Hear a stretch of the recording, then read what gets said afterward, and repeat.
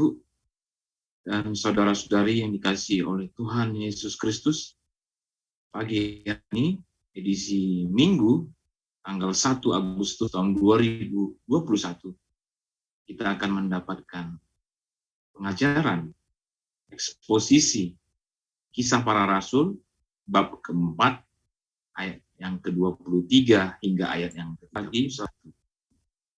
Siap-siapkan hati, siapkan waktu, kita akan mendapatkan eksposisi ini pada pagi hari ini selama 1 jam ke depan. Sebelum memulainya, ada baiknya saya akan pimpin dalam doa. Mari kita bersatu di dalam doa. Bapa kami yang di surga, kami serahkan waktu kami, karena kami juga sudah mempersiapkan hati, waktu, dan pikiran kami juga untuk mendapatkan pengajaran dari Ibu Insi tentang eksposisi Kisah Para Rasul bab 4 ayat yang ke-23 hingga ayat yang ke-31. Engkaulah yang memberikan kebijaksanaan dan dengan peran Roh Kudus-Mu yang mengurapi hamba-Mu Ibu Insi dalam menyampaikan kebenaran firman-Mu ayat per ayat pada pagi hari ini kepada kami. Dan kami juga dapat dimengerti dan diberikan telinga seorang murid mendengarkan penyampaian Ibu Insi pada pagi hari ini. Berkati juga yang mendengarkan atau menyaksikan siaran ini, mereka terberkati dengan pemberitaan firman Tuhan pada pagi hari ini. Berfirmanlah Engkau, Bapa, melalui hamba-Mu, dan kami siap mendengarkan. Kami telah berdoa dan bersyukur di dalam nama anak-Mu Yesus Kristus, yang adalah Tuhan dan Juru Selamat kami yang hidup. Haleluya. Amin. Silakan Ibu Linsi untuk menyampaikan eksposisi Kisah Para Rasul bab 4 ayat 23 hingga ayat yang ke-31. Saya bisa minta dibukakan ayat ke-23-nya. Aku belum kohas. Oh iya, sorry, bentar. Ups.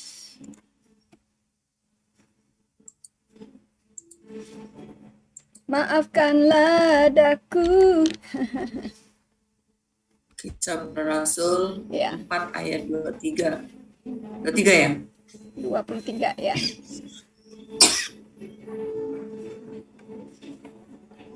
Ayat 23. Sesudah dilepaskan, pergilah Petrus dan Yohanes kepada teman-teman mereka. Lalu mereka menceritakan segala sesuatu yang dikatakan imam-imam, kepala dan tua-tua kepada mereka. Ya, kita baca lagi ya. Sesudah dilepaskan, pergilah Petrus dan Yohanes. Kan mereka ditahan ya sebelumnya.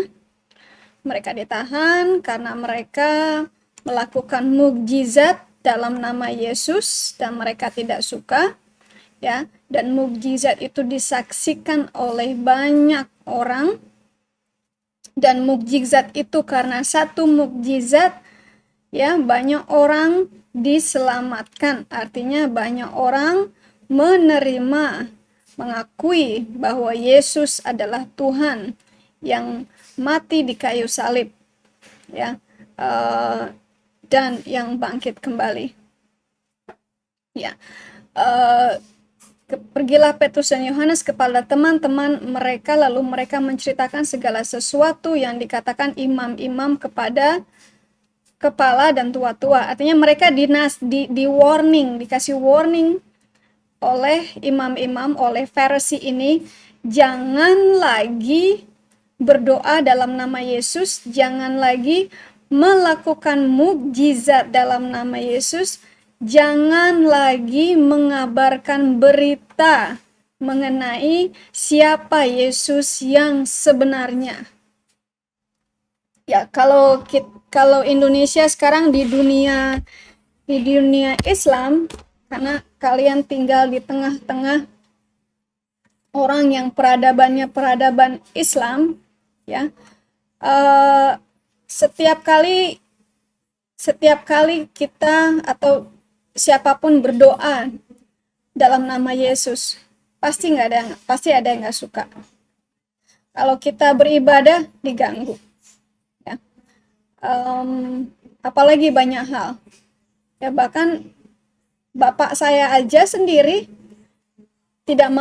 sebelumnya tidak mau didoakan dalam nama Yesus. Ya, baru kemarinan nih, puji Tuhan, mau didoakan dalam nama Yesus dan mengaminkan. Itu buat saya puji Tuhan sekali ya. Puji Tuhan sekali buat saya itu luar biasa. Suatu progres yang luar biasa. Ya. Bentar. 23. Jadi mereka dilarang oleh chief priest, oleh elders, oleh tetua-tetua gereja untuk melakukan mukjizat dalam nama Yesus. Nah, sekarang di Indonesia sebenarnya sudah terjadi hal ini, ya, tapi mungkin skalanya belum besar, ya, skalanya belum besar. Oke, silakan yang ke-24-nya. 24. Ya. Ketika teman-teman mereka mendengar hal itu, berserulah mereka bersama-sama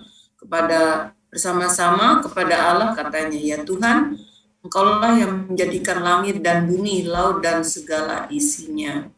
Ya, kegirangan ya ketika mereka mendengar Petrus dan Yohanes dilepaskan oleh chief priest, ya, dari belenggu mereka, dari pengadilan, dari persidangan, istilahnya dibebaskan dari blaspheme, ya, mereka kegirangan. Kalau di Indonesia ada namanya hukum anti-blasphemy, ya, blasphemy.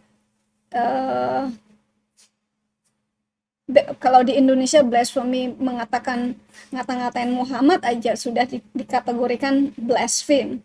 Tapi kalau orang Muslim ngata-ngatain Yesus, ya didiemin aja ya, dicuekin. Ya mereka tutup mata dan tutup telinga. Tapi kalau ada orang Kristen yang menghina Muhammad atau bahkan berapologet, ya siapa Muhammad sebenarnya, itu langsung terkena blasphemy law. Sama halnya ini mereka, Petrus dan Yohanes, ya mereka dilepaskan dari blasphemy law. Kenapa? Kalau mukjizat itu nggak ketahuan orang banyak, mereka pasti kena blasphemy law. Tapi karena mukjizat itu terjadi di depan orang banyak, maka mereka dilepaskan dari blasphemy law.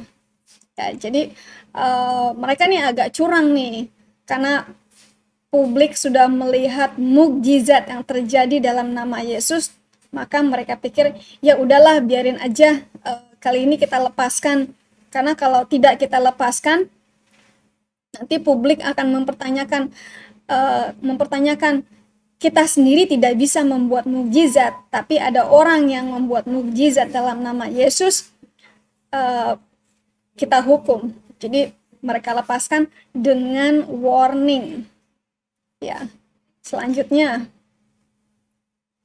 Ya, 26, 25, dan oleh Roh Kudus dengan perantaraan hamba-Mu Daud, Bapa kami, Engkau telah berfirman, mengapa rusuh bangsa-bangsa, mengapa suku-suku bangsa mereka mereka perkara yang sia-sia.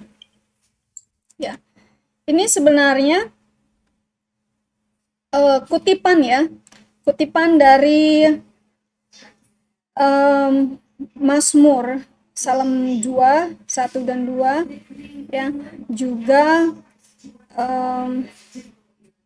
ini sudah prophesy itu sudah dinubuatkan sejak dulu bahwa bangsa-bangsa, orang-orang, suku-suku, agama-agama, semua akan rage itu marah, ya, akan rusuh, bukan rusuh tapi marah, ya, menjadi marah. Karena rage dan anger itu sama tapi levelnya berbeda.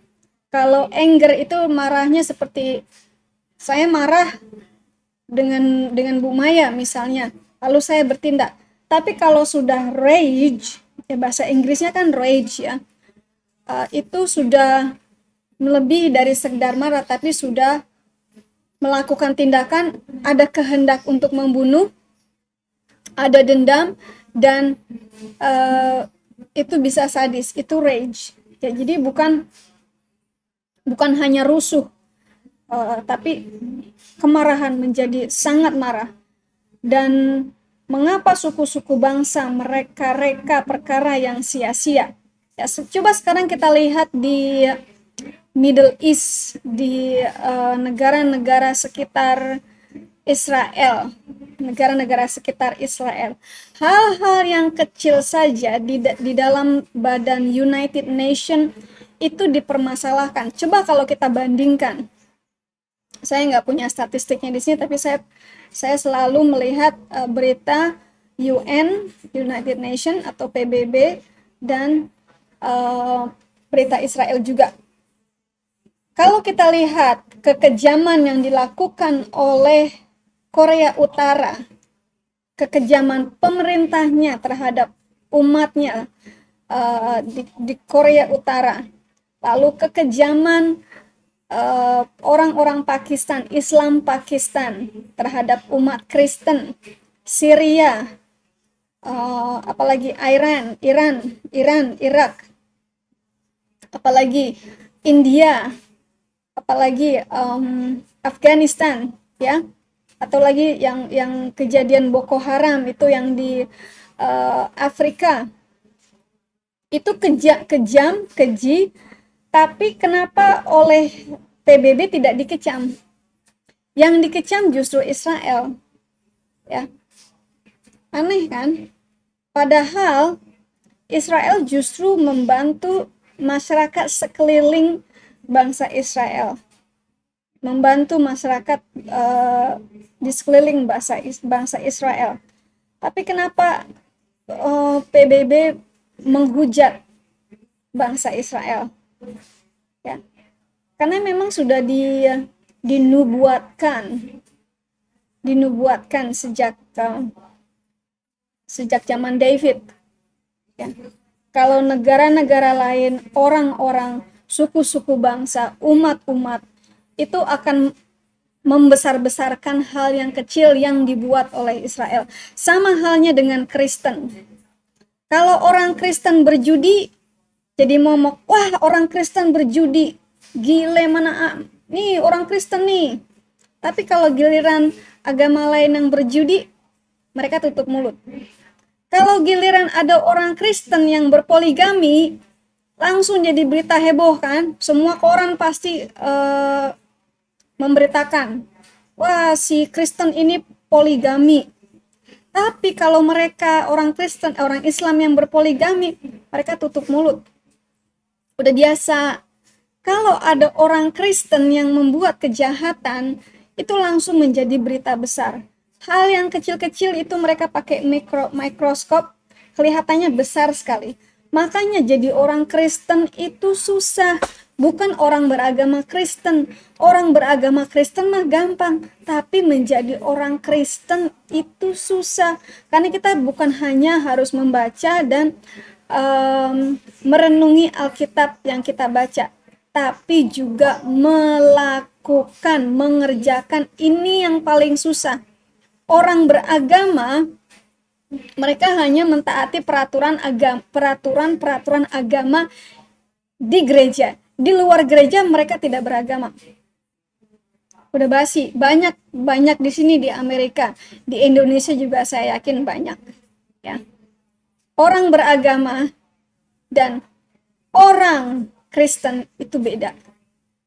Orang beragama hanya melakukan tata krama agama, tata cara agama yang belum tentu ada dalam Alkitab, belum tentu Alkitabiah.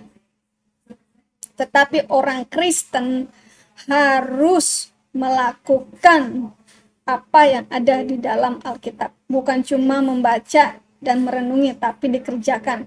Kenapa orang-orang ini pada rusuh, bangsa-bangsa ini pada rusuh? Karena hamba Tuhan, hambamu Daud, Petrus dan Yohanes, dan kita orang-orang yang mengerjakan firman Tuhan adalah orang-orang yang benar di mata Tuhan. Bukan di mata orang, tapi di mata Tuhan. Ya, mereka akan membuat sekecil apapun kesalahan kita menjadi besar. Makanya kita harus berjalan sangat hati-hati. Apapun yang kita kerjakan harus hati-hati. Ya, kadang-kadang ngomong saya suka belak-belakan, saya juga harus mulai hati-hati ngomong ya. Yang berikutnya, yang ke-26, silakan. Ke-26, raja-raja dunia bersiap-siap dan para pembesar berkumpul untuk melawan Tuhan dan yang diurapinya. Mereka apa? Bersiap-siap. Sudah terjadi. Raja-raja dunia bersiap-siap dan para pembesar berkumpul untuk melawan Tuhan dan yang diurapi. Ya, kalau ada perkumpulan pendeta menyerang satu pendeta yang lain, ya, itu bukan pendeta yang benar yang dilawan, tapi Tuhan yang ada di dalam mereka. Kejelesan, kengirian benar nggak sih? Kengirian atau kecemburuan ya. Mungkin kalimatnya lebih benar yang itu, kecemburuan antara satu pihak dengan yang lainnya. Kecemburuan orang-orang Farisi, ahli-ahli Alkitab, kecemburuan ahli-ahli gereja, tetua-tetua gereja terhadap Petrus dan Yohanes, ya. Mereka berkumpul untuk melawan dua orang ini. Mereka lupa kalau dua orang ini diurapi oleh Tuhan. Ya. Ini sudah dinubuatkan di saat Raja David, ya. Raja-raja dunia bersiap-siap dan para pembesar berkumpul untuk melawan Tuhan dan yang diurapinya. Yang diurapinya itu artinya orang yang dibenarkan oleh Tuhan, orang yang dipakai oleh Tuhan. Ya, karena kita tidak bisa melakukan pekerjaan Tuhan tanpa ada urapan dari Tuhan. Gitu. Ini sudah terjadi, kita sudah lihat Israel sekarang ini yang diputari, dikelilingi oleh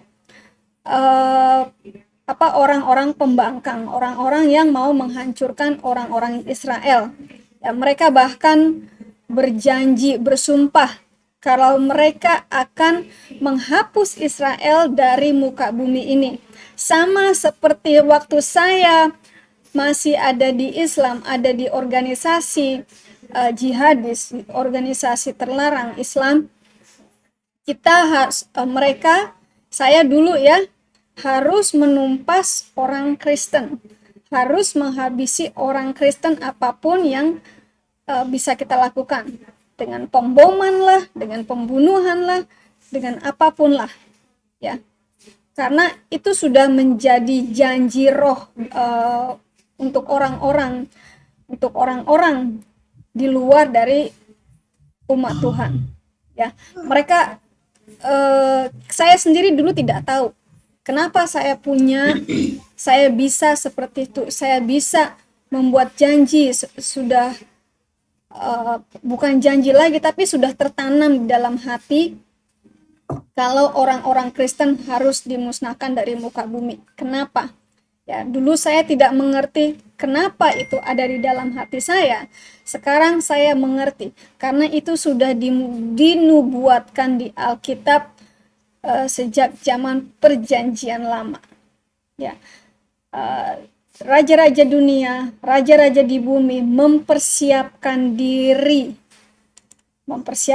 dan para penguasa berhimpun bersama untuk menentang Tuhan dan menentang Kristus. Di Indonesia, orang-orang Islam ini, orang-orang FPI dan teman-temannya FPI berusaha sebagaimanapun caranya untuk menghancurkan Kristen di Indonesia. Ya, kita tidak mengkristenkan orang. Gerakan kita bukan gerakan kristenisasi, tapi gerakan kita adalah menyebarkan berita baik. Hei, berita baik, kalian tidak perlu lagi terbelenggu dalam dosa dan harus menunggu di neraka selama 1000 tahun. Ya mending kalau Tuhanmu ingat, kalau Tuhanmu lupa, ya kau selama-lamanya di neraka. Hei, berita baik, kalian tidak usah lagi berjalan di jembatan Shirathul Mustaqim yang katanya tipisnya itu lebih tipis dari seperti rambut dibelah 7. Ya jalan di apa namanya, court itu apa ya, tambang ya, jalan di tambang aja kalian pada jatuh, apalagi jalan di rambut yang dibelah 7. Semuanya pasti jatuh, nggak ada yang bisa berjalan ya. Monyet aja bisa jatuh berjalan di apa namanya, di tambang, apalagi kita yang bukan monyet, ya kan? Jadi tidak usah lagi seperti itu. Hei, berita baik, kalau kalian mati nggak usah digebukin, nggak perlu digebukin malaikat karena nggak bisa menjawab. Ya mandro buka, apalagi tuh ada contekannya, buku malah ada contekannya. Ini contekan bagaimana menjawab pertanyaan malaikat di kubur. Gimana sih orang udah mati dikasih ujian. Kalau buat saya, agama yang tidak masuk akal, pengajaran-pengajaran yang saya terima dulu yang tidak masuk akal. Ya, dongeng-dongeng nenek-nenek tua yang tidak masuk akal. Semuanya penuh dengan fibel. Tapi sekarang saya bisa melihat dengan jelas ya, setelah saya dikeluarkan dari kegelapan dan masuk ke dalam terang, itu mata saya terbuka lebar. Ya, yang selanjutnya yang ke-27, silakan. 27. Sebab sesungguhnya telah berkumpul di dalam kota ini Herodes dan Pontius Pilatus beserta bangsa-bangsa dan suku-suku bangsa Israel melawan Yesus, hambamu yang kudus, yang kau urapi. Kita harus bilang amin. Ya. Sebab sesungguhnya telah berkumpul di dalam kota ini Herodes dan Pontius Pilatus serta bangsa-bangsa dan suku-suku bangsa Israel melawan Yesus, hambamu yang kudus, yang engkau urapi. Kalau di saat itu, di saat Petrus dan Yohanes hidup, Herodes dan Pontius Pilatus itu berkumpul bersama dengan ahli-ahli Torah, ya. Di zaman sekarang itu pembesar-pembesar United Nation, pembesar-pembesar PBB, dan pembesar-pembesar negara seperti G7 atau perkumpulan negara-negara besar, ya, bersama dengan pemimpin-pemimpin Islam, pemimpin-pemimpin negara yang berbasis agama Islam, dan juga organisasi-organisasi berbasis dengan Islam, itu mereka berkumpul semuanya. Kalian nggak tahu aja, mereka punya plot apa untuk menghancurkan bangsa Israel. Mereka punya plot apa? Perlahan-lahan menghancurkan kekristenan di muka bumi. Dengan cara apa? Dengan cara supaya orang Kristen berbuat dosa. Karena kalau orang Kristen berbuat dosa, itu membuka pintu bagi setan untuk menyerang dan menghancurkan Kristen dengan sendirinya. Ya, sekali orang Kristen atau kita terjebur ke dalam dosa, ya, membuka pintu selebar-lebarnya untuk si setan menyerang kita dengan kemiskinan, menyerang kita dengan kesundelan, kesundelan tuh kenajisan ya. persundalan. Persundalan dengan kenajisan, dengan perbuatan yang tidak senonoh. Mereka juga orang-orang Islam ini membuat plot apa? Ya kita bisa lihat yang jelas saja itu jihad cinta ya, love jihad ya. Mereka berjihad dengan cara satu, memacari perempuan Kristen supaya apa? Supaya hamil. Kalau sudah hamil, perempuan Kristen biasanya tidak mau melepaskan laki-lakinya, meminta dipertanggungjawabkan. Nah, setelah dihamili harus masuk Islam, setelah itu ditinggal ya, disia-siakan karena terlanjur udah masuk Islam, mau diapain ya kan? Banyak hal-hal strategi yang sudah mereka buat untuk menjebak kita, untuk menjebak umat-umat Kristen, perempuan-perempuan Kristen dan laki-laki Kristen untuk masuk ke dalam agama mereka, kepercayaan mereka, untuk menarik umat Kristen dari kekristenan. Ya, hati-hati buat kawan-kawan, buat yang masih muda-muda nih terutama ya. Kalau pacaran, jangan pacaran sama tetangga sebelah. Maksudnya sama tetangga sih boleh, maksudnya sama kepercayaan tetangga dengan Islam. Karena kita tidak pernah tahu apakah itu mereka menggunakan strategi ataukah mereka benar-benar jatuh cinta sejuta rasanya gitu ya. Beda ya, kita tidak tahu. Jadi sebisa mungkin kita mendidik anak-anak kita untuk setia kepada Kristus, untuk mencari pasangan sesama Kristen, untuk kita kasih pelajaran kepada mereka kalau kegelapan dan terang itu tidak bisa berhubungan. Ya, akan ada bentrok nanti. Sama karena mereka sudah memiliki plot. Jangan kita terjebak dengan plot tersebut. Mungkin kalian pikir, oh no, he love me. Oh enggak, dia cinta sama aku. Dia cinta kok sama saya. Ya. Dia merelakan begini begitu. Saya kasih saran, tidak percaya, jangan dipercaya. Ya.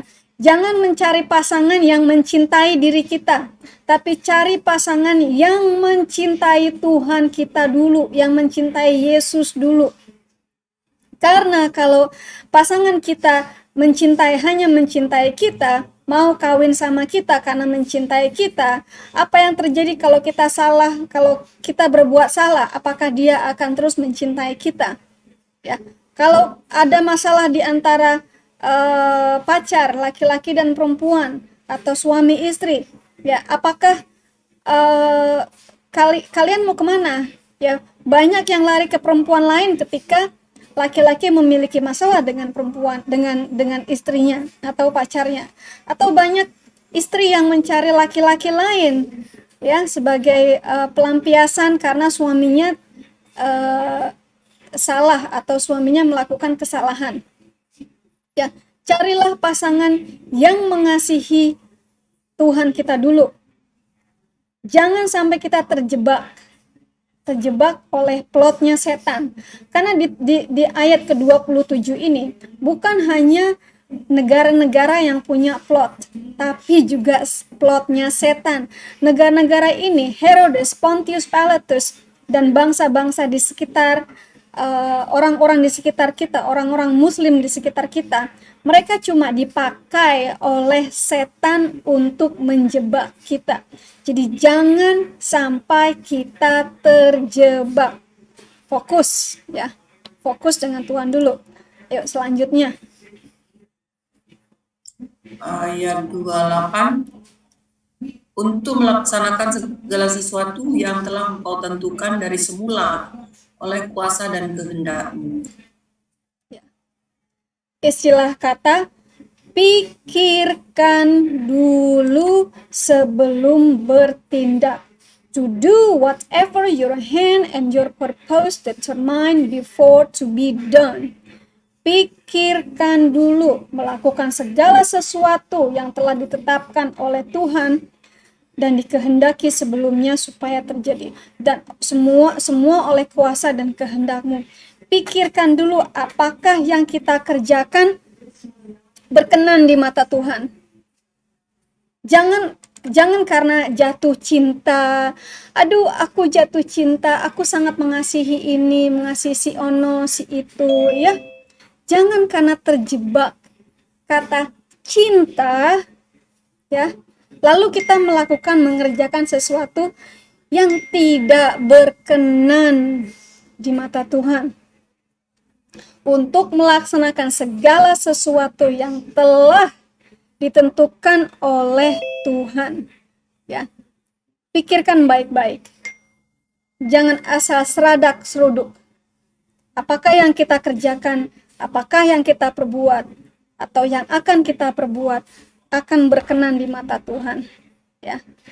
Kalau tipu menipu itu sudah pasti tidak berkenan di mata Tuhan. Sebaik apapun, ya, Robin Hood, sebaik apapun Robin Hood itu pasti tidak berkenan di mata Tuhan. Karena apa? Karena Robin Hood pencuri.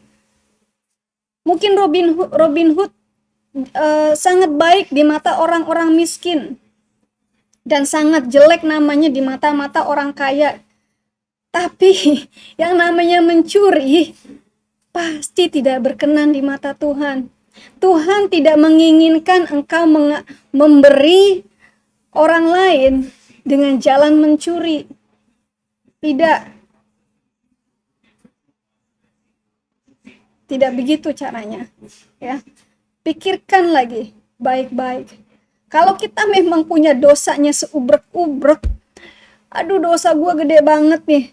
Salah satunya, ya, mungkin kita punya kelakuan buruk di masa lalu yang sangat buruk, ya.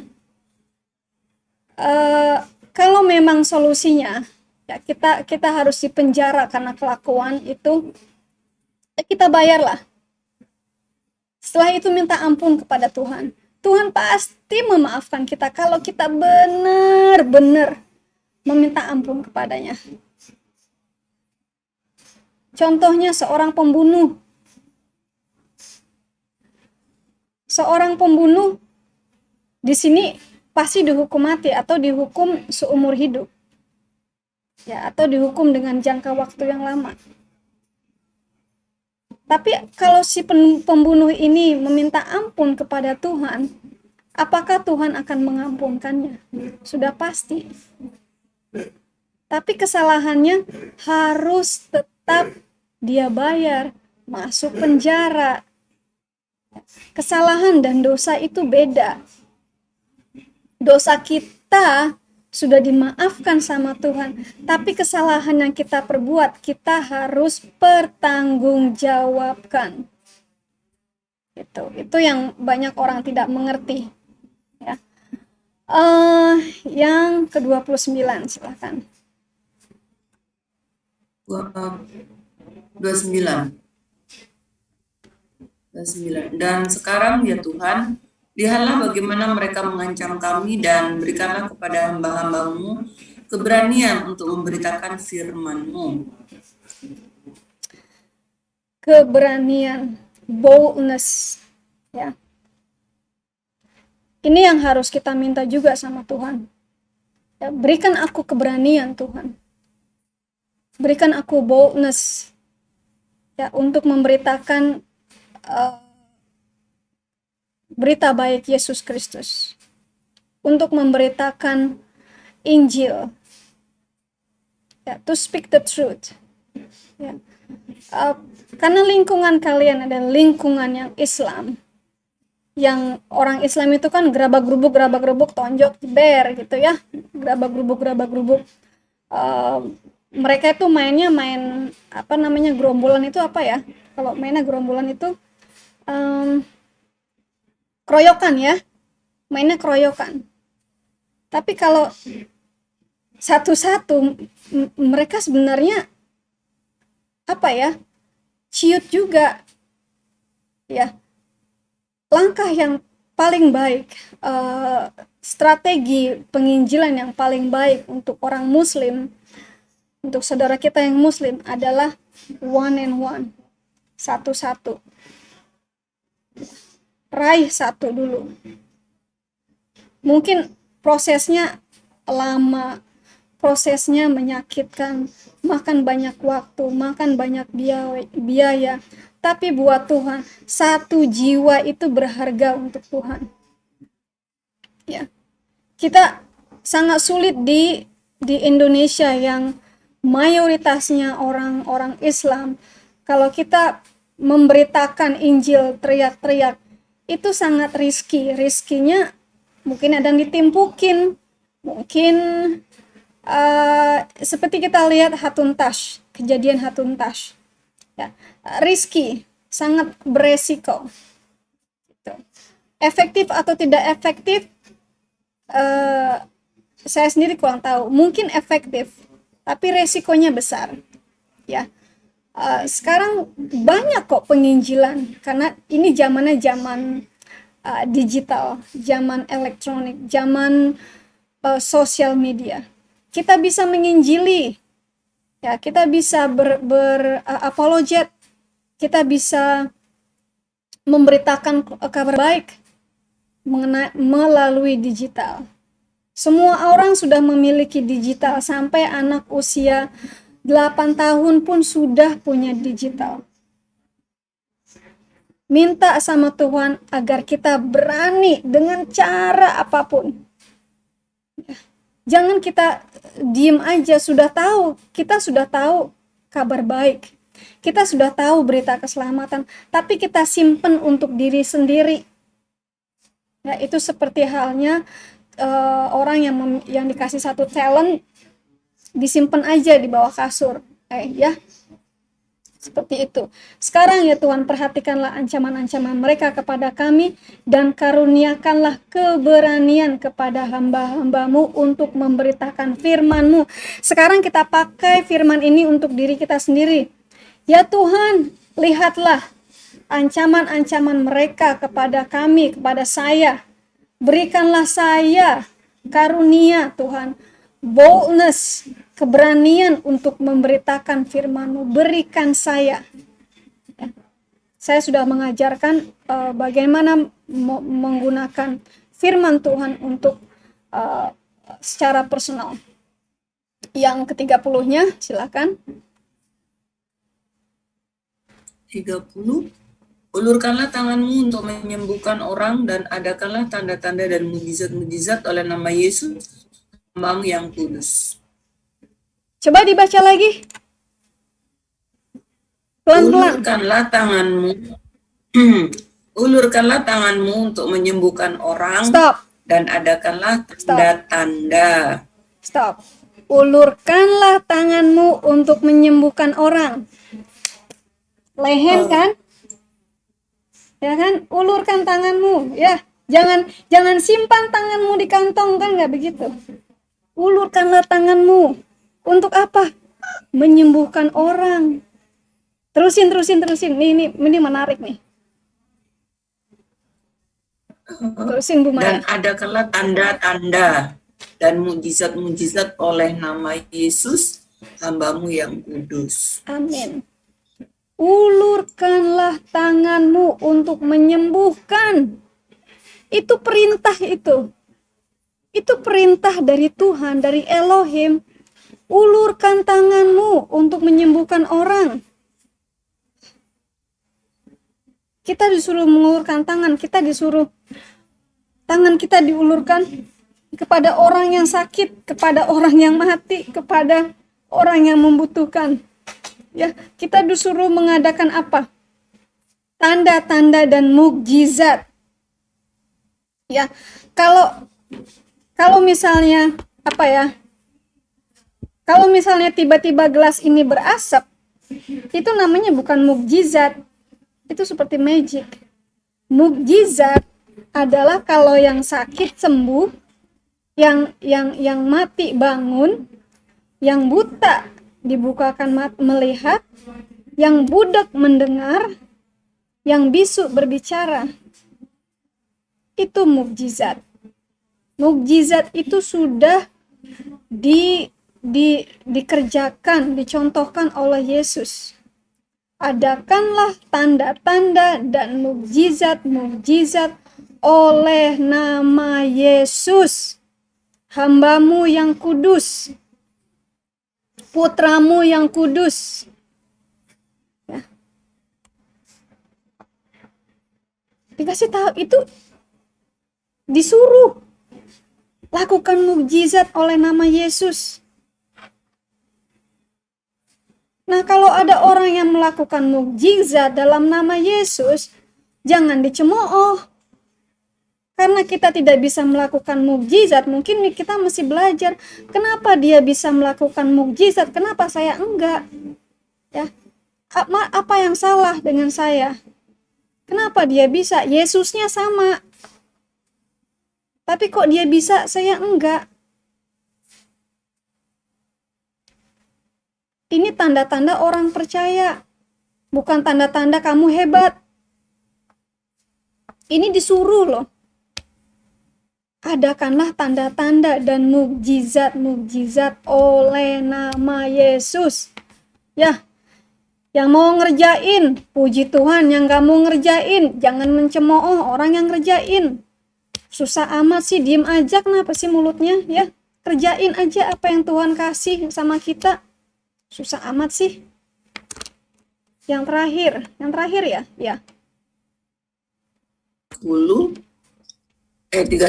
ya.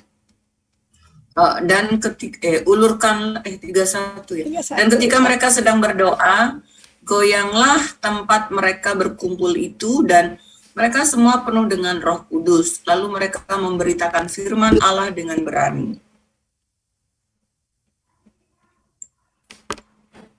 Dan ketika mereka sedang berdoa, goyanglah tempat mereka berkumpul itu dan mereka semua penuh dengan Roh Kudus. Ya, saya belum baca historicalnya, ya. Tapi yang pernah saya lihat, ya, orang-orang yang berdoa bersama-sama, yang dipenuhi dengan Roh Kudus. Karena kita suka shaking kalau kita berdoa dengan kepenuhan Roh Kudus. Itu saya yang shaky bukan karena saya gemeteran, bukan karena saya belum makan saya gemeteran atau saya kedinginan, AC-nya dingin. Enggak, karena ada kuasa Roh Kudus di situ. Ya, banyak orang yang tidak mengerti. Orang yang tidak mengerti mengenai kepenuhan Roh Kudus menganggap orang-orang ini mengada-ada atau orang ini gila. Kok mereka gemeteran? Ya, padahal ini panas. Mungkin AC-nya mati di gereja. Panas, tapi kok orang gemeteran? Dan ketika mereka sedang berdoa, goyanglah tempat mereka berkumpul itu, dan mereka semua penuh dengan Roh Kudus. Di terjemahan lainnya, setelah berdoa, guncanglah tempat mereka berkumpul, dan mereka semua dipenuhi dengan Roh Kudus, lalu mereka memberitakan firman Elohim dengan berani. Kalau kita dipenuhi dengan Roh Kudus, biasanya kita memberitakan dengan boldness. Berani dengan nekat beda. Dulu saya orangnya nekat. Ya. Orangnya nekat, berantem sama supir taksi, nekat kan? Tapi setelah menerima Roh Kudus, ada keberanian yang berbeda. Bukan nekat lagi, tapi berani karena dipenuhi Roh Kudus dan tahu kalau Roh Kudus akan membela saya. Beda. Sampai di sini ya, kayaknya jelas. Kalau yang kurang jelas silahkan ditanyakan. Kita masih ada sekitar 10 menit. 5 menit lah, silahkan.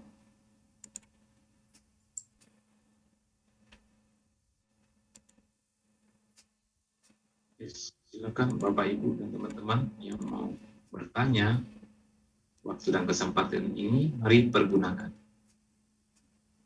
5 menit. Silakan. Silakan Pak Dadang. Iya, Terima Pak Dadang. kasih. Mari. Berkati. Biasa. Cukup jelas, Cukup jelas ya. sangat memberkati saya. Amin. Kodek mungkin ada pertanyaan?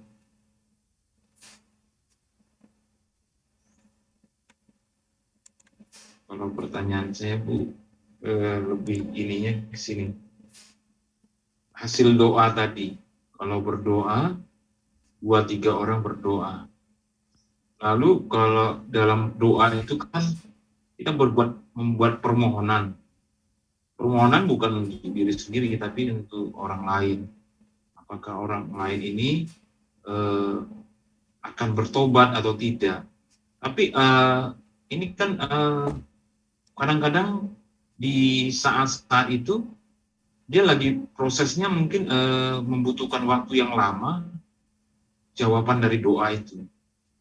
Mungkin ini menyangkut juga dengan bagaimana kehidupannya. Karena dia tidak tahu yang kita doakan ini, yang saya doakan ini, dia tidak tahu. Dia tidak tahu kapan waktunya dia akan berakhir. Ini kesulitannya. Kalau dia tidak bertobat hari ini, besok dia belum tentu bisa memiliki nyawa yang sama untuk hari sebelumnya. Nah ini Bu, ini yang persoalan sering saya juga hadapin. Orang-orang yang saya doakan itu menghadapi atau mengalami apa. Katakanlah saya sudah berdoa dalam nama Tuhan Yesus. Cuma intinya ada kendala-kendala di mana ini proses yang membutuhkan waktu. Jawaban dari doa itu. Jadi kan orang kan menginginkan hasil yang instan. Hari ini berdoa, hari ini jawab Tuhan. Ini kayaknya tangannya tuh maksa banget nih, maksa kuasa Tuhan, maksa kuasa Roh Kudus. Yuk. Nah, ini Bu yang ingin penjelasan tadi. Kalau tadi kan ini doa jemaat. Jemaat berarti kan lebih dari satu orang. Beda dengan doa pribadi. Ini Bu, pertanyaan saya bisa. Ya, berikan. ini yang namanya dikatakan pray in one mind, in one accord. Saya sudah jelaskan itu di Senin ya, Senin malam itu pengajaran mengenai berdoa. Ya, namanya doa kesepakatan. Ya, doa kesepakatan. Karena itu banyak sekali doa suami istri. Kalau doa suami istri yang sepakat akan satu hal aja ya, itu akan banyak dikabulkan oleh Tuhan. Ya, doa kesepakatan. Saya juga sudah mengajarkan di sehari Senin itu mengenai level of faith and level of power ya, through your faith ya. Doa kesepakatan itu bisa memindahkan heaven on earth, memindahkan surga dalam dunia. Ya, bisa seperti itu. Masih ingat kejadian Jericho, the wall of Jericho, Joshua dan arminya ya, Joshua dan arminya ya. Itu bisa menghancurkan the wall of Jericho. Ya. Doa-doa kita, mungkin kita tidak bisa merasakan kok, nggak berasa ya. Tapi jangan sepelekan doa kita. Doa kita itu ditakar, doa kita itu ditampung. Sudah penuh atau belum? Kadang-kadang ada yang doa yang langsung dikabulkan. Ada doa yang langsung dikabulkan, ada ya doa yang lama banget baru dikabulkan. Ya, sejak saya terima Kristus tahun 2012, itu saya mendoakan bapak saya. Untuk bapak saya menerima Yesus Kristus sebelum dia mati. Ya. Progresnya kayaknya lama banget. Baru kemarinan bapak saya mau didoakan dalam nama Yesus dan mengatakan amin. Ya, sepanjang saya biasanya dia nggak mau kalau doa dalam nama Yesus, nggak mau. Nggak, Bapak nggak mau kalau doanya dalam nama Yesus, nggak mau. Saya nggak mau dengar nama Yesus. Tapi kemarinan itu waktu saya doakan, saya tanya, Pak boleh ya saya doa dalam nama Yesus ya untuk Bapak? Bapak bilang, oh iya silahkan. Lalu doa. Sebelum-belumnya, kalau saya berdoa dalam nama Yesus, akhirnya dia cuma bilang, makasih, ya makasih doanya. Udah. Tapi kemarinan ini, Bapak saya bilang, amin. Wah, itu dia bilang amin aja buat saya udah luar biasa. Itu luar biasa. Waktunya Tuhan, bukan waktunya kita. Saya sih maunya Bapak saya sekarang langsung terima Yesus. Ya.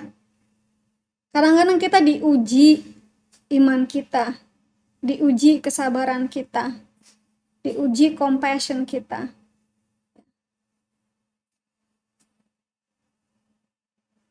Ya, kira-kira begitu Kodek. Kita akan lanjutkan Senin mengenai iman, level iman dan takaran iman dan kuasa Tuhan. Ya. Bu, boleh nggak mengenai doa tadi saya tambahin? Ya. Nah, mengenai doa, memang rencana kita bukan rencana Tuhan ya. Tetapi Tuhan punya rencana yang luar biasa. Maunya kita apa yang didoakan selalu supaya instan. Nah, tadi malam saya Tuhan sungguh luar biasa yang di luar pemikiran saya. Ada satu keluarga Muslim yang sungguh pengaruh, gitu ya. Berapa 1 tahun yang lalu dari keluarga ini satu anaknya terima Tuhan Yesus. Tuhan izinkan saya baptis malam-malam waktu itu, dan tadi malam satu keluarga datang kepada Tuhan. Semua jimatnya diserahkan. Saya juga tidak di luar pemikiran saya gitu ya. Itu doanya cukup lama, 1 tahun baru dijawab tadi malam. Dan waktu dijawab itu satu keluarga datang kepada Tuhan, mereka menangis dan terima Tuhan Yesus. Itu bukan karena pekerjaan saya, tapi pekerjaan Tuhan Yesus. Dan adiknya yang semester berapa, mungkin semester 4 gitu ya, dia sangat menentang kekristenan, tapi malam itu dia dilayani oleh istri saya dan saat itu dipimpin untuk terima Yesus. Jadi pada saat kita berdoa, mari jangan menyerah, jangan melelah gitu ya. Jangan putus asa, karena jawaban Tuhan selalu indah pada waktunya. Dan pada saat Tuhan tepat waktunya, nama Tuhan akan dipermuliakan. Amin. Jadi kalau tadi malam ada yang dimenangkan untuk Tuhan, itu bukan karena saya, tapi karena Tuhan punya rencana dan mengasihi keluarga itu. Amin. Ya, segala pujian, hormat, dan kemuliaan kita kembalikan kepada Tuhan. Amin. Itu saja.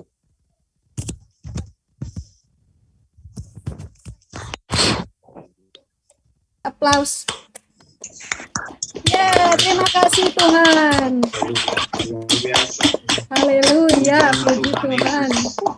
Amin. Amin. Amin. Tuhan kita luar biasa. Yuk ditutup Kodek. Yes. Baik, terima kasih pengajar kami, Ibu Linsi, yang telah memaparkan eksposisi Kisah Para Rasul bab 4, ayat yang ke-23 hingga ayat yang ke-31. Saatnya menutup dulu. Kita ketemu minggu akan datang untuk ayat-ayat selanjutnya ya. Hari ini terberkatilah saya juga dan teman-teman yang menyaksikan juga terberkati ya. Ada kesaksian, ada juga yang menguatkan dengan kesaksian Pak Dadang, dari kesaksian Ibu Linsi. Sangat memberkati saya dan teman-teman yang lain Bapak Ibu yang menyaksikan juga terberkati dengan eksposisi pada pagi hari ini. Baiklah, untuk menutupnya kami mintakan kesediaan dari Bapak Dadang untuk menutup dengan doa. Silakan Pak Dadang. Mari kita berdoa. Segala pujian, hormat, dan kemuliaan kami selalu kembalikan kepada Engkau Tuhan. Kalau kami ada sampai pagi hari ini, berarti Engkau punya rencana yang terbaik, yang terindah buat kami, supaya melalui kehidupan yang Tuhan percayakan kepada kami hari ini, supaya nama Tuhan terus ditinggikan dan dipermuliakan, dan Engkau terus mengurapi kami untuk menjadi saksi Kristus, supaya ada banyak jiwa-jiwa dibawa kepada Engkau. Tuhan Yesus, Engkau akan memberkati hamba-Mu yang sudah memberikan sampaikan kebenaran firman Tuhan di pagi hari ini, dan semua yang ikut pagi hari ini, ikut ibadah bersama tim saat ini, Engkau juga memberkati, Engkau memakainya dengan sungguh luar biasa, dengan berbagai macam cara. Engkau bisa pakai menjadi sarana untuk memberitakan kasih-Mu, untuk memberitakan Injil-Mu, untuk menyatakan kuasa-Mu. Terima kasih Tuhan Yesus, dan melalui acara ini Bapa, ada banyak jiwa-jiwa datang kepada Engkau, menerima Engkau sebagai Tuhan dan Juru Selamatnya secara pribadi. Terima kasih Bapa yang baik, kami menyerahkan semuanya ini ke tangan Engkau Tuhan. Hari ini kami akan mengakhiri ibadah pagi hari ini, tetapi selanjutnya kami juga akan terus menyerahkan semuanya kepada Engkau Bapa. Hanya di dalam nama Tuhan Yesus Kristus kami berdoa dan kami menutup acara ibadah pagi hari ini. Amin. Amin. Amin. Haleluya.